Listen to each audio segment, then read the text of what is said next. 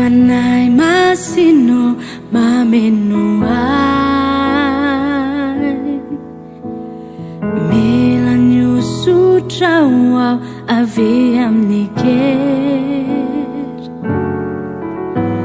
fanay o tiako ianao babonao ny voko arisanandro itombo amin'ny fitiavana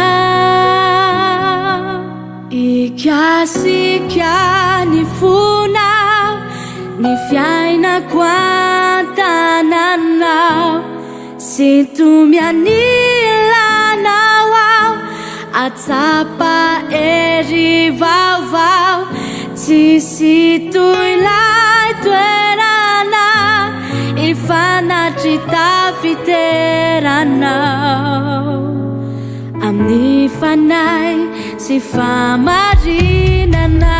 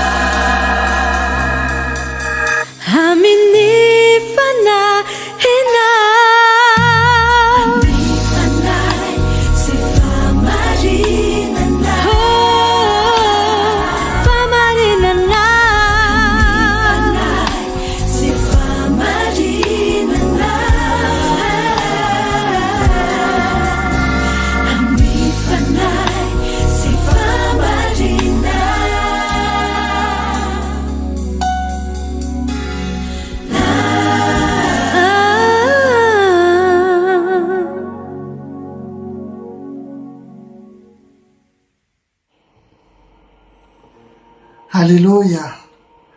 Miarabanao amin'ny anara-maherin' Jesosy Kristy tonga eto amin'ity sehatra ity ionatsika ary afahantsika mahafantatra ny sitrapon'Andriamanitra amin'ity volana aogositra ity. Tratra soa ianao amin'ity andro voalohany amin'ny volana aogositra 2024 ity. Tratra soa ianao velinaina somatsara. Makasitraka an'Andriamanitra tsika satria tsara izy arpanao tsara noho ny fahasoavany no mbola nahatozao atsika ary mbola afahantsika mijoro, afahantsika mahafantatra ny sitrapondra amin'ity volana voaloha any Aogositra ity. Dia raintsika Jesosy Kristy tompontsika ary pasteur Arina ato amin'ny sanctuaire chrétien international na hoe SCI Ministries no miarabanao tonga soa eto amin'ity sehatra ity. Halleloja.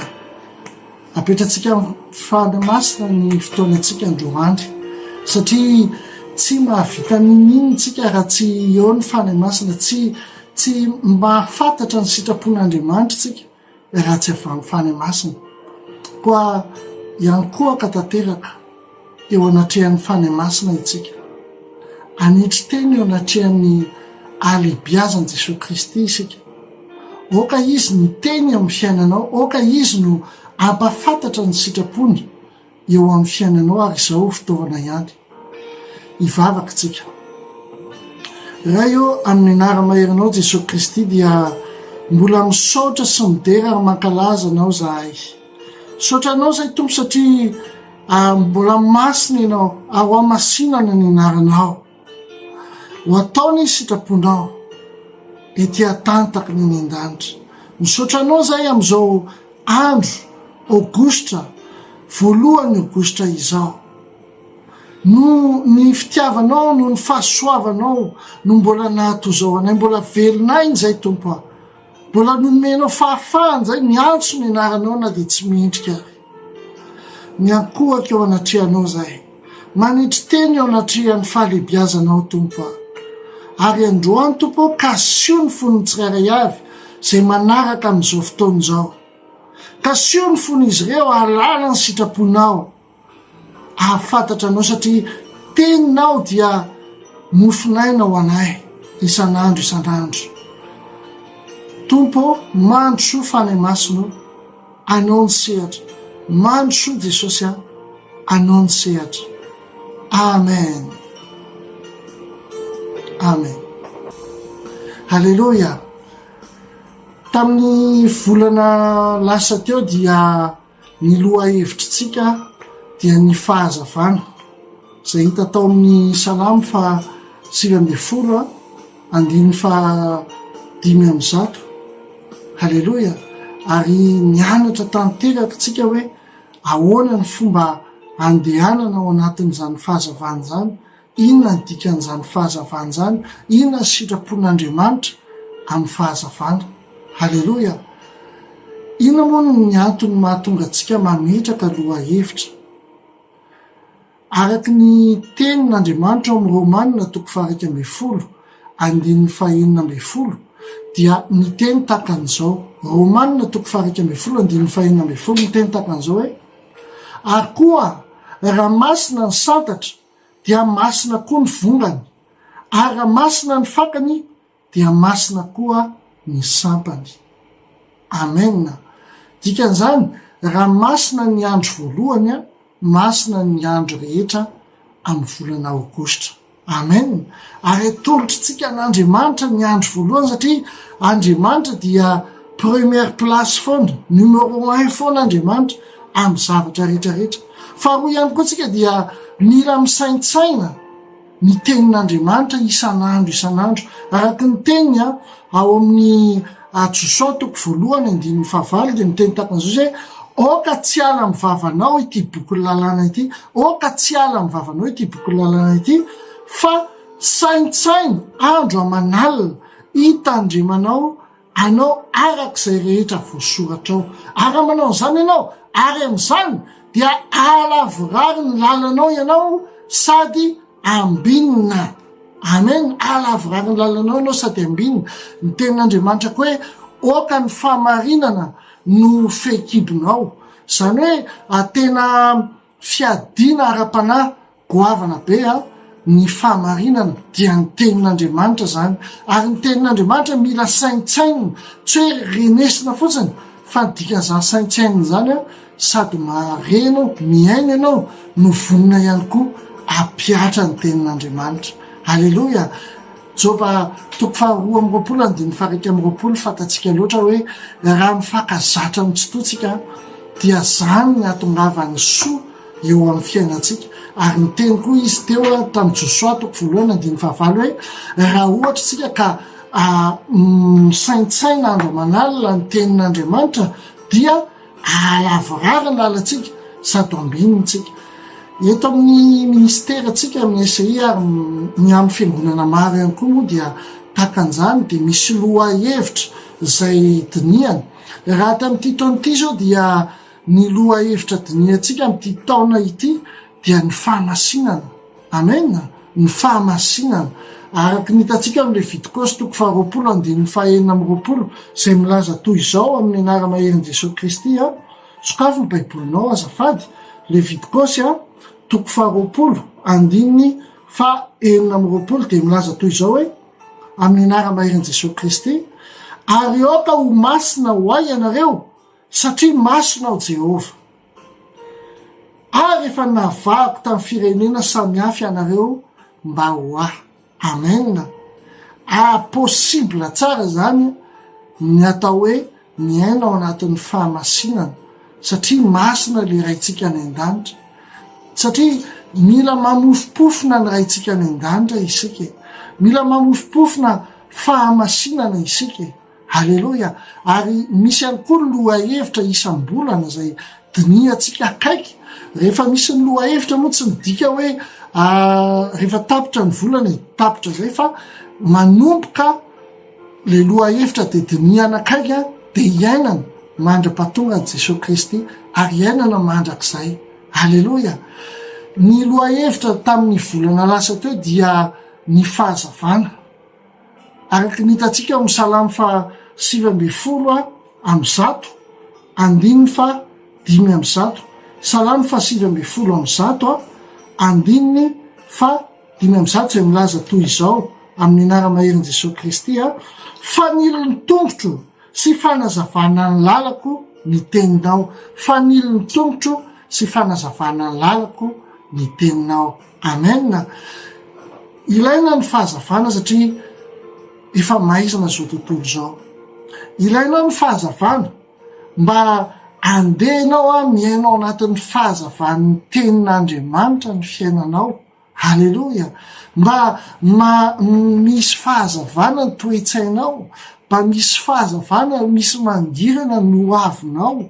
Halleloja. Zay ny antony hoe nijery manokana momba ny fahazavantsika tamin'ny volana lasa teo. Zava-dehibe ny fahazavana amin'ny lafiny rehetra. Eny fa de na amin'ny lafiny fiainana isan'andro sy ny andavanandro azy dia ilaina tokoa ny fahazavana. Raha jerentsika hoe alohantsika miaina ao anaty fahazavana tsy zay miaina ao anaty delestage ohatra, satria tena zavatra manahirana zany atao hoe anaty aizina zany. Indray mety potrakitsika ao anatin'ny aizina rehefa tsy misy ny fahazavana. Halleloja. Ao anatin'izany dia misy tantara ray ihany koa anaty baiboly zay tantaran'i Josefa. Josefa moa dia olona enitsika ny tantarany, zay ao amin'ny Genesis moa ny tantarany, manomboka any Genesis 30 any. Dia i Josefa dia olona misy fahazavana tao anatiny. Nomen'Andriamanitra nofo Josefa na vision. Nomen'Andriamanitra nofo Josefa. Ary teneniko anao fa raha ohatra ianao ka tsy olona manonofy de tsy misy zavatra ho tanterahanao. Fa itsika tonga eto ambonin'ny tany anatanteraka ny nofontsika. Miasa ianao mba anatanteraka ny nofinao. Manao zavadrehetra ianao mba anatanteraka ny nofinao. Indrindrandrindra fa raha nofina fahitana zay nomen'Andriamanitra. De Josefa nanana fahitana, nisy fahazavana tao amin'ny Josefa, na zavabe ny nofy nomen'Andriamanitra ny Josefa. Halleloja. Ary jereo tsara hoe fanan'iny Josefa nisy fahazavana, lazakeo nisy fahazavana, maizina ny tany aman-danitra tany Egypta tamin'izany fotoana izany satria sahirana vahoaka tsy nisy sakafo tao Egypta. Tena nanomboka maizina ny tany aman-danitra fa soa ihany fa nisy lehilahy n'Andriamanitra teo. Soa ihany fa nisy lehilahy nisy fahazavana teo zay nomen'Andriamanitra fahazavantsainy nahatonga ny Egyptianina tsy maty ny anoanana tamin'izany fotoana zany. Aza dino koa fa raha ny tantaran'i Josefa dia tany an-tranomaizina Josefa. Tao an-tranomaizina Josefa no nanome fahazavantsaina amin'ny alalan'ny nofy an'ireo mpiara-mpifatrotra taminy, ary ny ala avy tao an-tranomaizina izy nakany amin'ny toeran'ny fahazavana teo amin'ny Farao, ary mbola nanome fanazavana anofin'ny Farao ihany koa izy. Halleloja! Zany hoe nisy fahazavana tao anatin'ny Josefa. Ary n'ity taona 2023 ty, ianao le Josefa an'Andriamanitra, ianao le mitondra ny fahazavan'Andriamanitra, ianao le mitondra fahazavantsaina amin'izao tontolo izao, ianao le jiro sy fanilo n'izao tontolo izao. Halleloja! Lay fanilo raisinao, le jiro raisinao avy amin'ny tenin'Andriamanitra, iny no zarainao amin'izao tontolo izao. Tahaka ny Josefa, révélation avy amin'Andriamanitra ny raisin'i Josefa, zay zarainy tamin'ny Farao, zarainy tamin'ny rehetrarehetra. Ianao ny Josefa 2023. Halleloja! Ianao ny Josefa 2023, tsy azo afenina anaty tranomaizina ianao, tsy azo afenina anatin'ny situation maizina ianao. Halleloja! Fa ianao ny Josefa 2023 manana fahazavana.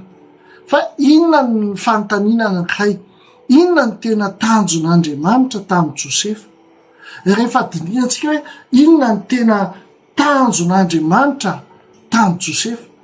Le fahazavana tao amin'ny Josefa iny inona mpiavaka anazy tamin'ireo rahalahiny rehetrarehetra.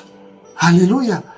Ary raha diniantsika ny eo amin'ny tenin'Andriamanitra amin'ny Genesis 7:30, Genesis 7:30, andininy 7, dia miavaka tokoa Josefa. Jereo tsara ny tenin'Andriamanitra, ary tiany Israely mihoatra ny zanany rehetra Josefa. Genesis 37:3 io ary tiany Israely mihoatra ny zanany rehetra Josefa, satria zanaky ny fahanterana izy, ka nanaovany akanjo lava.